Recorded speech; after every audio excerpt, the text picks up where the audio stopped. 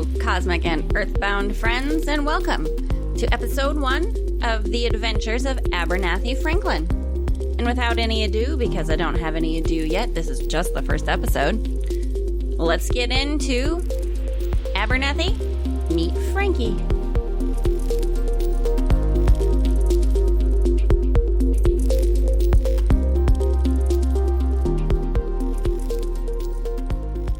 It was a particularly warm evening in August, or was it September, when I had a most intriguing, scarcely believable experience. Life-altering, I suppose one might say.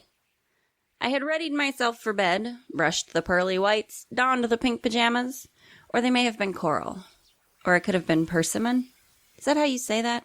Persimmon? It's not important. Anyway, I was well snuggled in and on the point of dropping into a pleasant sleep when I heard a sound.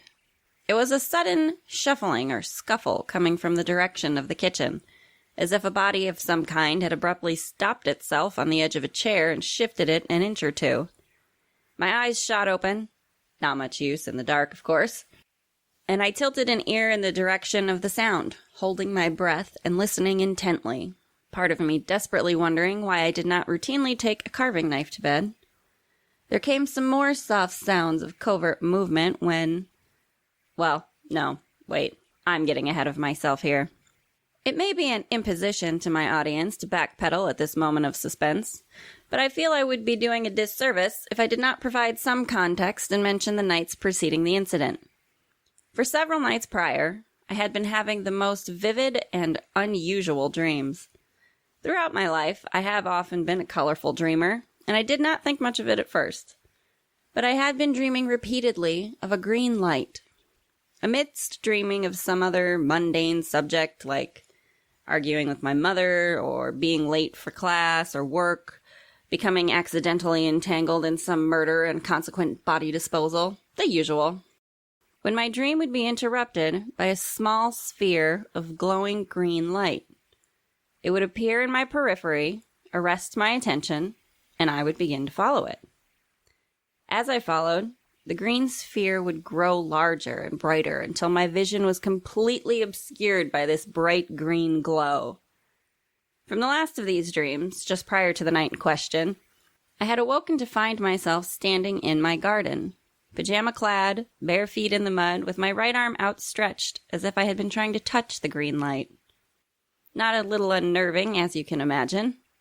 And all the next day, before my life became rather more interesting than a night on the town in Bangkok, I found myself musing on this somnambulatory experience with a bit less trepidation and a little more eager curiosity.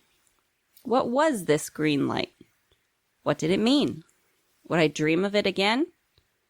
And should I lock the back gate and bar the front door to prevent potential sleepwalking through the neighborhood? Or maybe just wear shoes to bed? Now, let us return to our nocturnal intruder. I was in the middle of attempting some stealth of my own, feeling silently on the bedside table for my phone in hopes of dialing for help, when out of the corner of my eye, I saw that strange green glow. Or did I sense it? It's hard to say now. But I turned to look, in time to notice the decidedly white fluorescent kitchen light being flipped on. "I'm not a burglar, you know," said a strangely familiar voice. "And why should I trust you?" I responded without really thinking and despite my nerves. "Come out and see." The voice tinkled in a jovial sort of way. I rose from bed, switched on my lamp, and quickly snatched my phone off the nightstand.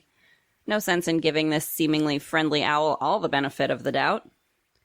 I peered around the doorframe and down the hall to see the intruder, seating herself at my table with a smile. And at this juncture, my shocked curiosity overtook my fear and so-called better judgment. "But you can't be." I shook my head as I approached the table, doing my best to clear the webs of insanity that had clearly overtaken every single last one of my gray cells. "Who are you?" "Abernathy Franklin. Pleased to meet you." Entirely too pleased, I remember being my first thought. While I admit that this figure did, in what appeared to be every detail, match my own personal visage to the proverbial T, I was not entirely prepared to accept that I was meeting my own doppelganger for a late impromptu chat whilst in my jammies. I am Abernathy Franklin. I placed as heavy an emphasis on the I as I could manage, half hoping that my "how dare you" tone might elicit a more reasonable response from my intruder. Yes, you are. Her demeanor was pleasant enough, albeit a tad on the chirpy side. If we had met accidentally at a coffee shop or some metaphysical crystal boutique, I might have been inclined to rather enjoy it. However, in present pajamaed circumstances, and considering she did break into my home after all, I was finding it a trifle irritating. Then who the hell are you? I asked, pointing at her accusingly with my Samsung. I'm you. Well, I'm one version of you. Her eyes rolled on that well. With such innocent gaiety, I almost decided to like her. Then, of course, I was struck with the paranoia of every true crime, murder, death, kill, podcast, documentary series, or television program I had ever consumed and promptly changed my mind. I'm calling the police. Yeah, I'm not sure that's the best idea. If I'm not mistaken, in your reality, the police have a tendency to shoot to kill first and ask questions later, without much emphasis on that whole ask questions later bit. And anyway, it would be a shame to stain those lovely pajamas. Where'd you get those, by the way? She leaned forward on the table, putting her chin in one hand and looking me up and down approvingly, as if wishing we could exchange ensembles. I looked down at my jammies unwittingly and started, "Oh, these? I didn't pick them out. They were actually a gift. Hang on, wait, damn it! Don't sit there grinning at me like some happy-ass fairy tale mischief maker spinning gold yarns or whatever. Explain yourself!" Honestly, she almost had me there. It really is much more fun to be on this side of the table. She squealed and sort of wiggle danced out of her chair. I have, of course, been on your side of the table, metaphorically speaking, and quite properly ticked off, as I'm sure you are now. I must confess, as she said these words, I did indeed have to suppress an urge to hurl the phone in my hand directly at her happy head. But then I realized it was also sort of my happy head, because she was me, and the resulting confusion gave me pause. I am Abernathy Franklin, she bowed theatrically. Abby to most family, Franky to most friends, everlastingly wonderful weirdo to one and all, and I am you, from another dimension. Oh, and I should say, though, in case you might meet, I'm Franky with a Y, not to be confused with Franky with an I, but honestly, once you meet her, we're pretty easy to distinguish from one another. And I doubt she has half so much high-end taste in evening wear as you do. She smiled brightly, admiring my jammies again. You are insane. Or I'm insane, and you're my hallucination. In any case, you did see the green light, didn't you? She interjected. Her eyes betrayed the sort of excitement you might expect from a child opening gifts on Christmas morning. Or a sociopathic comic book villain gleefully spouting plans for world domination to their loyal henchmen. One of the two. How do you know about... Oh, I suppose, because you're me? I could feel my incredulity slowly melting away. This Abby to family, Franky with a Y to friends, squealed and did another little dance. I couldn't help wondering, is that what I look like when I do that? I've always imagined that my own energetic outbursts were rather endearing to those in the vicinity. But from the observer's perspective, I was mostly just starting to worry that she might knock over my tea kettle or send some other stray object crashing to the floor with her flamboyance. Exactly! I dreamed of a green light before I met me. And I've been following it all about the cosmos. You are going to love it! Her exhilaration was, not to be too self-praising, but intoxicating to a degree. Then I suppose I have always quite liked myself. Not in a vain sort of way. More of a, well, why not? Who else is gonna? And there was something magnetic about her joy. So, then what is it? The green light. That pressing desire to explore was creeping upon me. Think along the lines of, like, ancient Vedic teachings, Buddhism, the, chakras, energy. Your heart chakra is green, right? So as far as most of us can tell, it's some kind of follow your heart energy indicator type thing. And ours always has been a heart looking for adventure and mystery, hasn't it? Wait, how does that work? My own heart chakra energy, like jumps out and runs away from me, and I'm supposed to chase it. Is it some kind of consciousness holographic projection? And this is where my brain started working rather harder than I generally prefer, and Franky with a Y seemed to sense as much. Oh, we don't have all the answers to the mechanics of it. How dull would life be if we did? Just think of it as magic, or the universe, or angels, demons, fairies, whatever you like best. Her arm waving and cartoonish movements around the table were giving me a hint of how my family and friends must feel when I start on my own rants about energy and consciousness. She had the distinct aura of the town witch, riding the high point of a 3-day bender, much to the chagrin of her neighbors and local constabulary. And if I'm being honest with myself, in that moment, I couldn't help wanting to be on that high with her. So how did you get here, and where do you come from? I come from Earth, just like you, but another sort of dimensional overlay iteration of Earth. Like another reality on top of this one. Very similar, but also individual. It's a bit hard to define in human terms. Just follow the green light. It's not a science. Or maybe it is. Maybe it's magic.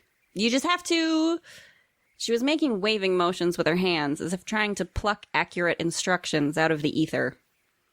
You want to do it, so you just do it. I decide I want to do it, so I just do it. That's it.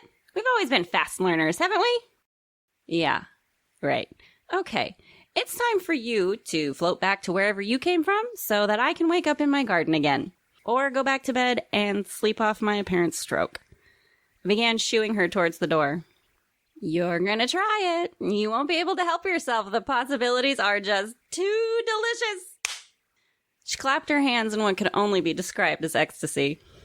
Then she grabbed me about the shoulders, and for the first time since spotting my own self at my kitchen table, I felt myself really, truly believing that she was real. That it was all true. I mean, if she was real enough to touch me.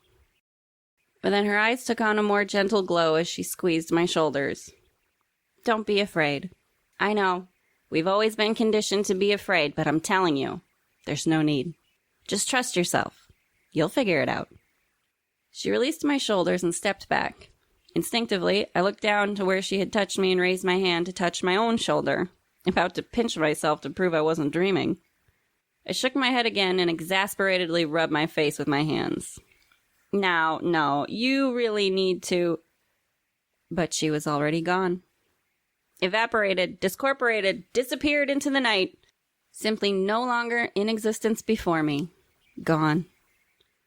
I looked about the kitchen and adjoining living room. No sign of her. No intruder. No other me. I stood for a long while, or it may have been no time at all, who can say, contemplating this waking dream, this impossibility I had just been presented with. And I said out loud to myself, but if I really do believe anything is possible... And at that moment, a green glow arose in the corner of my eye. I turned to see the light, a small green pulsing sphere, suspended in my living room. I moved towards it slowly, almost as if approaching a skittish animal I didn't want to frighten away. It pulsed and grew as I moved closer. The bright green light became as large as a doorway. And from its unseen depths, I heard the most joyful laughter. Do I really want to do this? Franky, my friend, talking out loud to myself again, I touched the light. It felt like warm liquid air. The possibilities really are too delicious. And I stepped through the light, through my doubts and fears, and into an entirely other world. And that, dear friends, is where I leave you. Off to explore new realms and follow my bliss. But don't worry, there's plenty more of me where that came from.